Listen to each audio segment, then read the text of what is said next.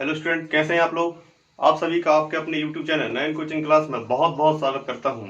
मैं प्रतीक कुमार श्रीवास्तव इस वीडियो में लेकर आया हूं क्लास 9 की एक्सरसाइज 1.2। देखेंगे इस एक्सरसाइज में क्या है। तो अपन पढ़ाई स्टार्ट करने से पहले आपको बता दूं, यदि आप पहली बार वीडियो पे आए हैं तो अभी तक भी यदि आपने चैनल को सब्सक्राइब नहीं किया है तो पहले सब्सक्राइब कर लें, ताकि हमारा हर एक वीडियो आपके पास पहुंच जाएगा। चलते हैं, समय को बर्बाद ना करते हुए देखते हैं क्लास 9 की एक्सरसाइज 1.2 क्या कहती है। इसमें ज्यादा क्वेश्चन नहीं है, इसमें ट्रू एंड फॉल्स है और बाकी के 2 क्वेश्चन है। संख्या रेखा पर हमें करनी वाली संख्याओं को प्रदर्शित करना यहाँ पे मैं आपको सिखाऊंगा। तो सबसे पहले जो फर्स्ट क्वेश्चन है उसमें आपको ट्रू एंड फॉल्स बताना है। तो सिंपल है, तो आप उसे पर वो भी पढ़ के समझ के ही आएंगे कि आखिर है क्या। तो देखते हैं कि आपका पहला क्या है। ट्रू एंड फॉल्स का पहला कहता है, बहुत ध्यान से समझना, प्रत्येक अपरिमेय संख्या, मैं आपको लिख के समझाऊंगा ताकि आपका डाउट क्लियर हो जाएगा। सत्य सत्य तो अपन कह देंगे भाई, सत्य सत्य वो तो पता चल जाएगा, परंतु क्यों है वो आपको मैं रीजन भी दूंगा। प्रत्येक अपरिमेय संख्या, वो कह रहा है हमसे कि प्रत्येक अपरिमेय संख्या एक वास्तविक संख्या होती है। एक वास्तविक संख्या होती है। वो हमसे कह रहा है जितने रैशनल नंबर हैं वो सारे रियल नंबर होते हैं। मतलब प्रत्येक अपरिमेय संख्या एक वास्तविक संख्या होती है। तो आपको पता है, फर्स्ट वीडियो मैंने आपको बताया है कि अपरिमेय परिमेय मतलब सभी संख्याओं के बारे में मैंने आपको बताया। तो वहां आपने वीडियो देखा होगा तो आपके मन में आया होगा कि वास्तविक संख्या जो होती है वो परिमेय और अपरिमेय से मिलकर बना एक समूह होता है वास्तविक संख्या का। तो इसका मतलब क्या होगा, वास्तविक संख्या में अपरिमेय संख्या शामिल होती है। तो यह कथन क्या हुआ, सत्य है। कथन क्या है, सत्य। क्योंकि वास्तविक संख्या दो प्रकार की संख्याओं से मिलकर बनी होती है, परिमेय, रैशनल और इरेशनल। तो इसका मतलब क्या होगा, वास्तविक संख्या में सभी अपरिमेय संख्या शामिल होती है। तो प्रत्येक अपरिमेय संख्या वास्तविक संख्या होती है, ये बिल्कुल सत्य है। ठीक। फिर दूसरी बात आती है, वो कहता है दूसरा पॉइंट, संख्या रेखा का प्रत्येक बिंदु, ध्यान सुना, संख्या रेखा का प्रत्येक बिंदु कर्णी एम के रूप का होता है। कर्णी एम के रूप का होता है, जहां एम एक क्या है, प्राकृत संख्या है, नेचुरल नंबर है यहां पर आपका है। तो बात थोड़ा ध्यान से समझना, क्या कह रहा है वो आपसे। संख्या रेखा का प्रत्येक बिंदु कर्णी एम के रूप में रहता है, जहां एम क्या है, एक प्राकृत संख्या है। अब प्राकृत मतलब आपको पता है, एम बराबर 1 भी हो सकता है, 2 भी हो सकता है, 3 भी हो सकता है, 4 भी हो सकता है, 5, 6, कुछ भी डैश डैश डैश चले जाओ, 8, 10, है ना, जो भी नंबर लेना है आपको, जितने लेना हो। तो उसका कहने का मतलब है कि जितने भी आप प्राकृत संख्या है, नेचुरल नंबर है, वो सभी कर्णी एम के रूप में रहती है। मतलब कर्णी के अंदर ही रहती है। जैसे आप बात करें कर्णी 1, तो भाई 1 को कहीं भी रख लो वो 1 ही रहता है। फिर कर्णी 2, ठीक है, कर्णी 2 बाहर इसका मान होता है दशमलव में, परंतु कर्णी 2 के वर्गमूल नहीं होता है ना। यदि आप इसको निकालेंगे तो ऐसे ही रहेगा, दशमलव में निकलेगा इसका मान। फिर कर्णी 3 इस रूप में रह सकता है, परंतु कर्णी 4 आप लिखेंगे तो कर्णी 4 पता है आपको, 2 का वर्ग करेंगे तो वर्ग के रूप में इसका वर्गमूल कितना निकल आएगा, 2। तो 6 कर्णी के अंदर रह सकता है, 7 कर्णी के अंदर रह सकता है, 8 रह सकता है, पर 9 रह सकता है क्या। 9 काय का वर्ग होता है, 3 का, तो बाहर आ गया। इसके बाद में 16 नहीं रह सकता आपका, 4 का वर्ग होता है, बाहर निकल आएगा। 25 नहीं रह सकता क्योंकि 5 का वर्ग होता है। 36 नहीं रह सकते। तो प्रत्येक संख्या, हाँ कुछ संख्याएं कर्णी एम के रूप में रह सकती कर्णी के अंदर, परंतु प्रत्येक प्राकृत संख्या कर्णी के अंदर नहीं रह सकती। क्योंकि एग्जाम्पल में आपके साथ मैंने 4 का दे दिया, 1 का दे दिया, 16 दे दिया, 25, 36, 49, 64, है ना, 81, जितने सब संख्या के वर्ग होते हैं वो m के रूप में नहीं रह सकती। क्यों? जैसे मैं लिखूं 100, तो 100 एक प्राकृत संख्या है, परंतु करनी के अंदर उसको लिख सकते हैं, तो उसको आप हल करेंगे तो वो करनी से बाहर निकल सकती है पूर्ण रूप से, पूर्ण प्राकृत संख्या के रूप में बाहर निकल आई, तो ये आपकी क्या बन गई? पूर्ण संख्या प्राकृत संख्या हो गई, करनी के अंदर नहीं रही है। तो प्रत्येक संख्या इस रूप में नहीं रह सकती, इसलिए यह कथन जो है वो असत्य है। अब बात आती है क्वेश्चन इसके थर्ड की, कि प्रत्येक वास्तविक संख्या एक अपरिमेय संख्या होती है। अब बात देखना, इसको उसने घुमा दिया, फर्स्ट वाले को ही वो उसने पलट दिया। अब मैं फर्स्ट को थर्ड बना के समझाता हूं कि जो वास्तविक संख्या है वो प्रत्येक, जो वास्तविक संख्या है, जो रियल नंबर है वो रेशनल होता है। भाई रियल नंबर रेशनल पूरे कैसे हो सकते हैं? क्यों? क्योंकि इसमें रेशनल नंबर भी, परिमेय संख्या भी आपकी शामिल होती है। जब परिमेय संख्या इसमें होती है तो सभी वास्तविक संख्याएं जो होती हैं वो अपरिमेय नहीं हो सकती, कुछ हो सकती, परंतु प्रत्येक वास्तविक संख्या अपरिमेय रेशनल नंबर नहीं हो सकती। तो इसलिए यह कथन भी क्या हो गया? असत्य है। थर्ड वाला कथन जो है वो आपका वो भी है ना, तो यह भी क्या है? असत्य है।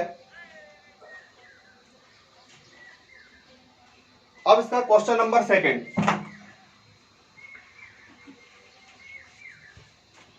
क्वेश्चन नंबर सेकंड देखेंगे आप,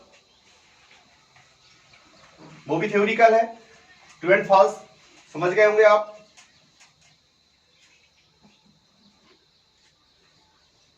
क्वेश्चन नंबर सेकंड ध्यान सुनिएगा, थ्योरिकल है। क्या सभी धनात्मक पूर्णांक के वर्गमूल अपरिमेय होते हैं? यदि नहीं तो एक ऐसी संख्या के वर्गमूल का उदाहरण दीजिए जो एक अपरिमेय है। भाई सभी धनात्मक पूर्णांकों के वर्गमूल अपरिमेय कैसे हो सकते हैं?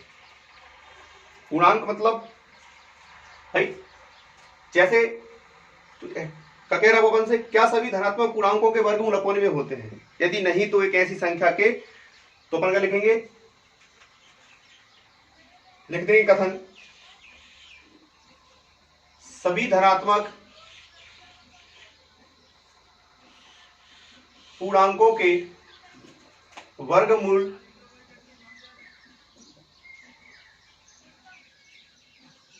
धनात्मक पूर्णांकों के वर्गमूल अपरिमेय नहीं होते। सभी के नहीं होते, कुछ के हो सकते भाई, मान लेंगे, परंतु सभी धनात्मक पूर्णांकों के वर्गमूल अपरिमेय नहीं होते। तो वो कह रहा है नहीं हो तो भैया एक ऐसी संख्या बता दो जिसका, जैसे धनात्मक पूर्णांक जैसे मान लो 4 ले लिया मैंने, तो 4 का वर्गमूल कितना आएगा? 2 आएगा। 4 का वर्गमूल कितना हुआ? स्क्वायर रूट कितना हुआ इसका? 2 हुआ। तो 2 तो क्या है? परिमेय संख्या है, परिमेय भी है, प्राकृत भी है, अपरिमेय नहीं हो सकती। तो ऐसे बहुत से एग्जाम्पल दे दो, है ना, 9 का दे दो, इसका 3 हो गया, परिमेय संख्या है ना कि अपरिमेय। तो क्या हुआ है? कथन क्या है? असत्य कह रहा भाई। तो प्रत्येक धनात्मक पूर्णांक के वर्गमूल अपरिमेय नहीं होते, क्योंकि 4, 16, 9 अब अपने हिसाब से एग्जाम्पल लिख सकते हैं जो कि सब कैसे हैं? परिमेय है। कुछ के हो सकते हैं, प्रत्येक सभी धनात्मक पूर्णांक के नहीं हो सकते।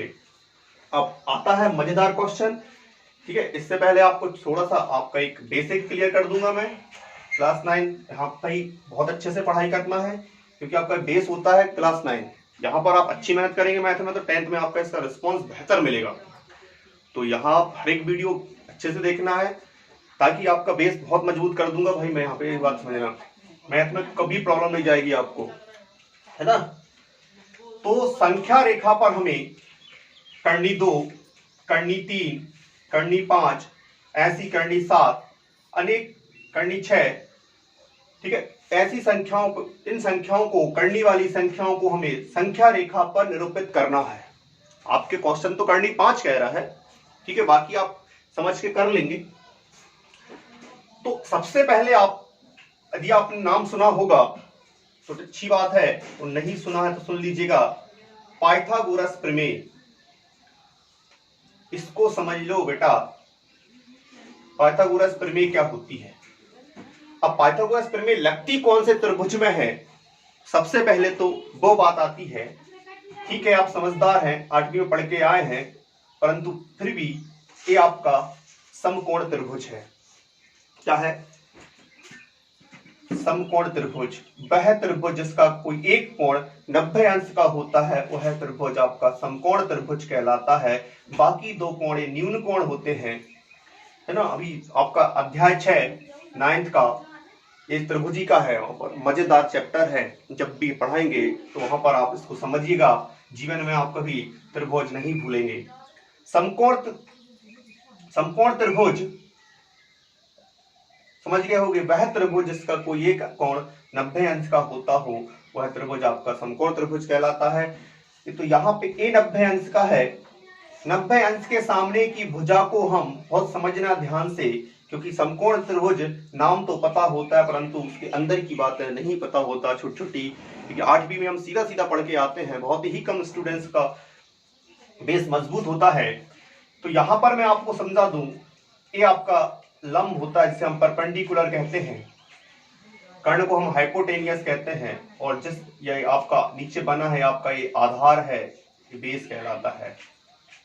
ठीक है, तो पाइथागोरस एक गणितज्ञ का नाम है।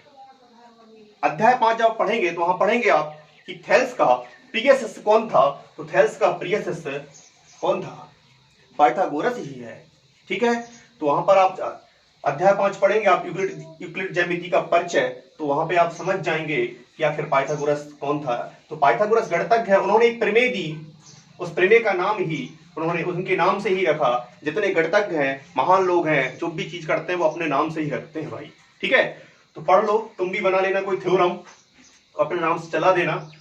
पाइथागोरस प्रमेय उन्होंने देखा, कथन के रूप में यदि आप इसको सुनेंगे, समकोण त्रिभुज का कर्ण जो होता है वो अन्य दो भुजाओं के वर्ग के योग के बराबर होता है।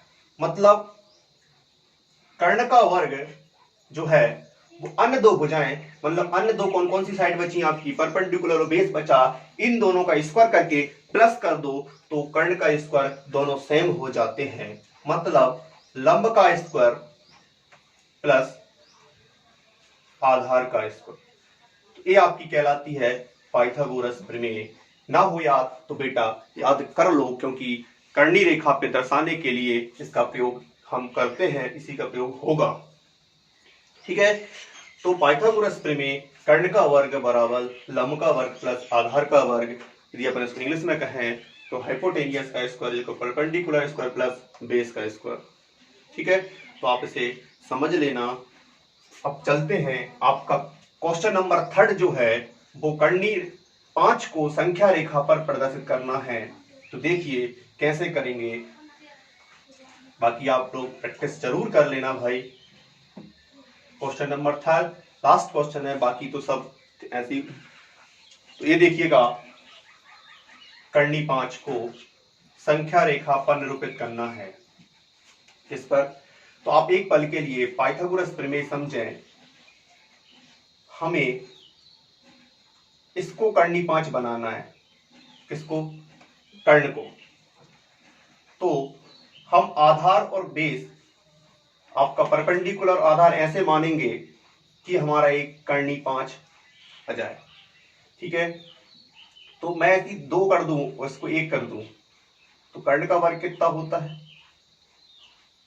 ए बी सी, इसको अब मिटा देता हूं मैंने आधार कितना मान लिया 2।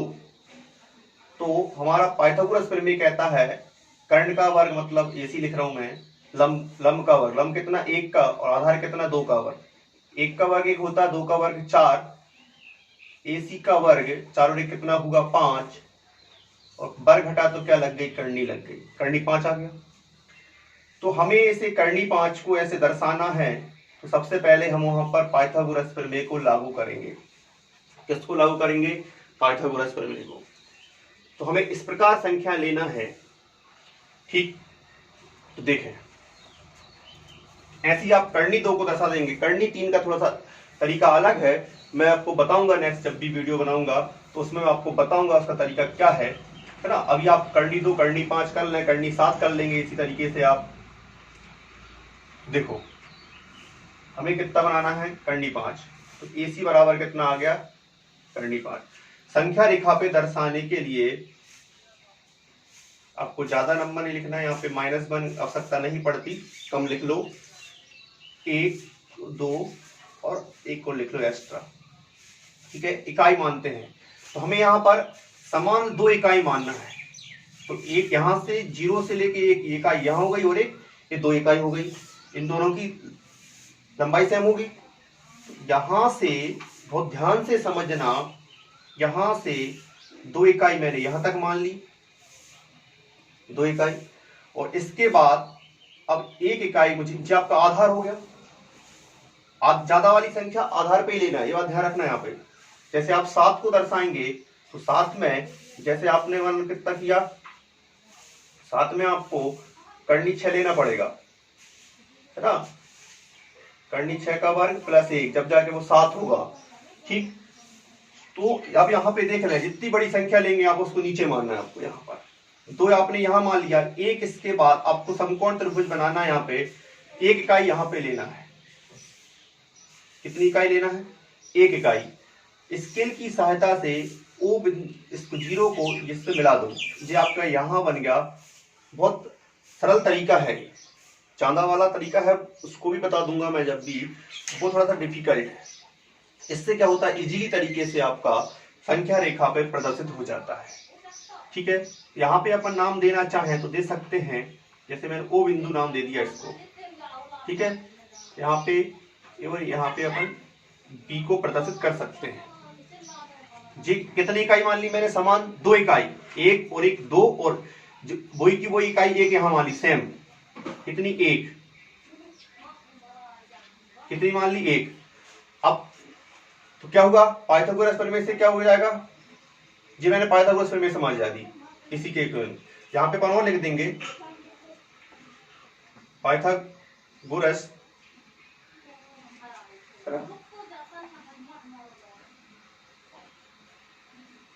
प्रमेय से क्या हो, कर्ण का वर्ग मतलब ओबी का वर्ग। लंब किसको माना हमने? ओए को, ओए का वर्ग। आधार किसको माना अपन ने? एबी का स्क्वायर। तो ओबी का वर्ग ये कितना? 2 का वर्ग, और एबी कितना? ओए आपका 1 है, 1 का वर्ग, एबी कितना आपका? 2 का वर्ग। ओबी का वर्ग बराबर 1 का वर्ग 1, 2 का वर्ग कितना? 4। 4 और 1 कितना हो जाएगा भाई? 5। ओबी का जो वर्ग हटेगा वो इस पे लग जाएगी करनी। तो इसका मान कितना मिल गया? ये करनी 5 मिल गया। बहुत ध्यान समझिएगा, 2 इकाई यहां मानना है, समान 1 और 1 2, और जितनी इसकी लंबाई उतनी 1 इकाई यहां समान रहना चाहिए तीनों। 2 1 और 1 2 हो गई, और 1 j। फिर इसके बाद में यहाँ पे अपन को पाइथागोरस प्रमेय लगाना है। ठीक है, कर्ण का वर्ग, यहाँ पे ये आपका लंब हो गया, तो यहाँ पे 90 अंश कोण बनेगा। कर्ण लंब आधार, कर्ण का वर्ग बराबर लंब का वर्ग प्लस आधार का वर्ग। लंब कितना है? ओए, 1 का वर्ग। आधार कितना? 2, 2 इकाई माना अपन, 1 और 1 2, 2 का वर्ग, 2 का वर्ग 4, 1 का वर्ग 1, 4 और 1 5। वर्ग हटा तो क्या लगे? करनी 5। अब जैसे ये करनी 5 आता है तो आपको प्रकार डिवाइडर उठाना है, यहां रखना प्रकार की सहायता से, चाप यहां तक खोलना है, और एक ऐसा आपको चाप काटना है। थोड़ा सा आप चाप काटेंगे तो यहां कहीं आपका एक चाप कटेगा, 2 के बाद 2.2 कुछ पे आएगा आपका। ठीक है, इसको आप सी नाम दे देंगे, है ना, लिख देंगे। अतः ज्यादा थ्योरी नहीं लिखना, अतः संख्या रेखा पर